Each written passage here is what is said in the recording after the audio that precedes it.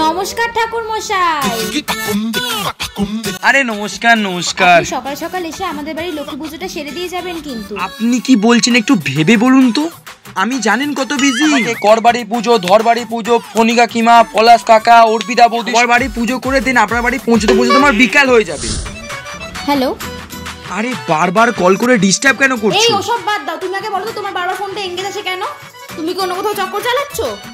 সেটা আমার সাথে এঙ্গেজমেন্ট করার আগে ভাবা উচিত ছিল না। এখন রাখো, আমার ক্লায়েন্ট ফোন করছে। হ্যাঁ তুমি সারাদিন ওই করো, তোমাকে আমি বিয়েই করবো না। ধর তো করো না, তাতে তোমার লস।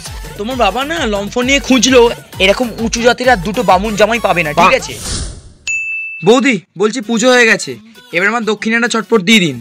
হ্যাঁ এই নিন 1000 টাকা। 1000 নয়, 1001 টাকা দিন। কেন? ওই 1 টাকা না পেলে আমার পেটের ভাত দিয়ে মানে 1 টাকা দিতেই হবে। স্বয়ং ভগবান এসে বলে গেছে আমাকে, নালে রাস্তাঘাটে টয়লেট পেলে বুঝতে তো পাচ্ছেন। দিন না প্লিজ, 1 টাকাটা দিন না। এই পান্ডু দাঁড়া, কোথায় পালাচ্ছিস? হ্যাঁ কোথায় পালাচ্ছিস? তুই যে বলেছিলি এই মাসের মধ্যে দক্ষিণাটা পে করবি, কোথায় দক্ষিণা? হ্যাঁ নিজের টাকাটাও ভিখারির মতো ভিক্ষা করে চাইতে হচ্ছে তোর কাছে। লজ্জা শরম আছে তোর? ভগবান তোকে এমন এমন জায়গায় পাপ দেবে না, তুই সহ্য করতে পারবি না, দেখে নিস।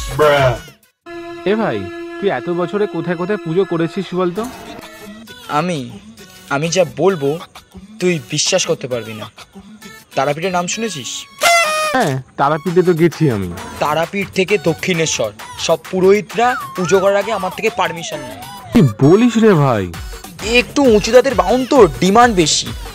ভাই দা ভাই, তোর টাইটেলটা কি? ব্যানার্জি, মুখার্জি না চ্যাটার্জি রে?